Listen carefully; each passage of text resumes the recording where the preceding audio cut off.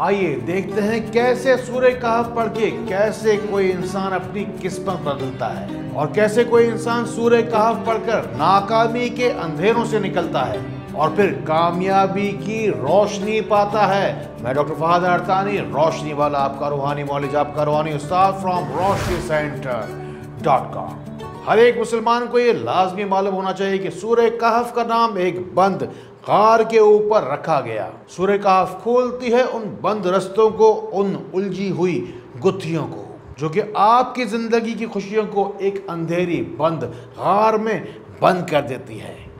جو بیمار ہیں، جو پریشان ہیں، چاہے لوگوں نے مل کر آپ کا دل دکھایا ہو، چاہے ساری دنیا نے مل کر آپ کے راستے میں پتھر بچھایا ہو، چاہے رکاوٹیں ڈالی ہوں آپ کے راستے میں یا خود ہی دیوار بن کے آپ کے راستے میں کھڑے ہو گئے ہوں، بس آپ کو کرنا کیا ہے کہ چند آپ اگربتیاں لیجئے، چاہے تھوڑا سا لوبان لیجئے، چاہے جو بخور ہوتا ہے نا، جو کہ کوئلے کے اوپر چھڑک کر جلایا جاتا ہے، وہ لیجئے، بس اس کے اوپر پڑھ لیجئے آپ سورہ کہف 1 یا 3 مرتبہ، اس کے بعد اسے جلائیے اور اس کی دھونی پورے گھر میں دیجئے۔ پھر دیکھتے جائیے کہ کیسے کیسے آسمان کا سینہ چیرتی ہوئی رحمتیں، برکتیں آپ کے گھر بغیر دستک دیے داخل ہوتی ہیں، اور کیسے چھپڑ پھاڑ کر آپ کے گھر رزق برستا ہے، پھر کیسے آپ کا دشمن زبر سے زیر ہوتا ہے۔ گھر کے خالی راشن کے ڈبوں میں کیسے اناج کا ڈھیر ہوتا ہے،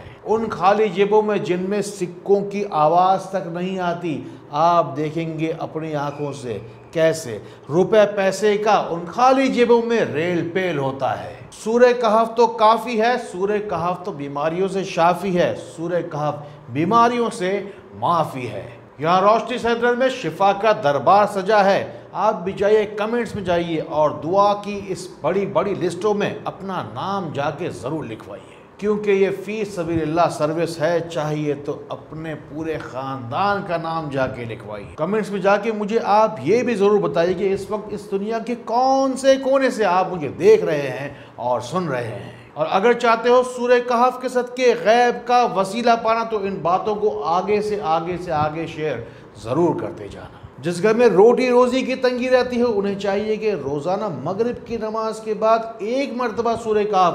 ضرور پڑھتے رہیں، اور یہ عمل کم از کم 21 دن تک لگاتار جاری رکھے، اور خدا نخواستہ دشمن تونگر ہو، آپ پر حاوی ہو اور آپ کے بچ کر نکلنے کی کوئی بھی صورت نظر نہیں آتی ہو، تو ہر جمعے کے روز جمعے کی نماز کے بعد 1 مرتبہ سورہ کہف پڑھیں۔ اللہ آپ کا حامی ہو، آپ کا ناصر ہو۔ اور جس گھر میں ہر بات پر بے بات پر لڑائی جھگڑا رہتا ہو، نوبت طلاق تک بھی پہنچ جاتی ہو، تو سورہ کہف کی بآواز بلند تلاوت سے اللہ تعالیٰ کی رحمت، برکت اور نور حاصل ہوگا۔ اور اگر گھر میں کوئی نہ کوئی بیماری ہر وقت رہتی ہو یا روحانی مسئلے مسائل رہتے ہوں، تو اس گھر میں سورہ کہف کا پانی چاروں کونوں میں چھڑکنے سے سکون اور آرام ملتا ہے۔ آپ کی تکلیف کا ہمیں احساس ہے، تبھی تو روشنی سینٹر کا بتایا ہوا علاج آتا ہر ایک کو راس ہے۔ روشنی سینٹر میں موجود ہمارے ہر ایک معاون کو، ہمارے ہر ایک شاگرد کو آپ کی تکلیف کا بخوبی احساس ہے، تبھی تو روشنی سینٹر پاکستان کے نمبروں کو ملا کر رابطہ کرنے والوں کی زندگی میں چاہے جتنی بھی کڑواہٹ ہو،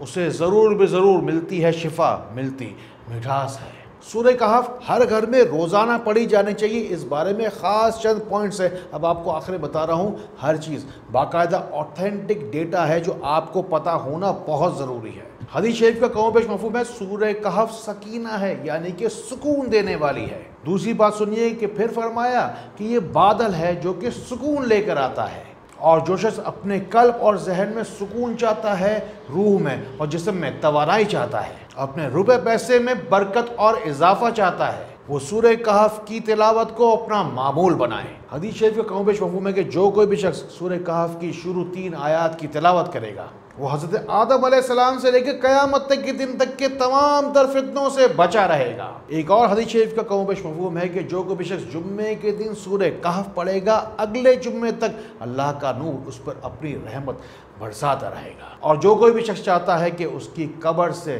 خانہ کعبہ تک نور ہی نور ہو، اسے چاہیے کہ سورہ کہف کی تلاوت کو اپنا معمول بنائے۔ پھر سنیے کہ زمین سے لے کر آسمان تک جتنا بھی کھلا ہے اس میں نعمتیں رحمتیں بھر کر آپ کو مل جائے تو سورہ کہف پڑھیے، پڑھ کر بہت ساری دعائیں کیجیے۔ جو کوئی بھی شخص جمعۃ المبارک کے روز سورہ کہف پڑھے گا اس کے اگلے جمعے تک کے تمام گناہ بخش دیے جائیں گے۔ اللہ تعالیٰ اسی طرح خیر والی، کرم والی، فضل والی باتیں ہمیں ایک دوسرے تک پہنچانے والا بنائے۔ اللہ تعالیٰ ہمیں ایک دوسرے کے لیے فائدے کا باعث بنائے۔ اللہ تعالیٰ ہمیں بہت بہت روشنی پھیلانے والا بنائے۔ السلام علیکم ورحمۃ اللہ۔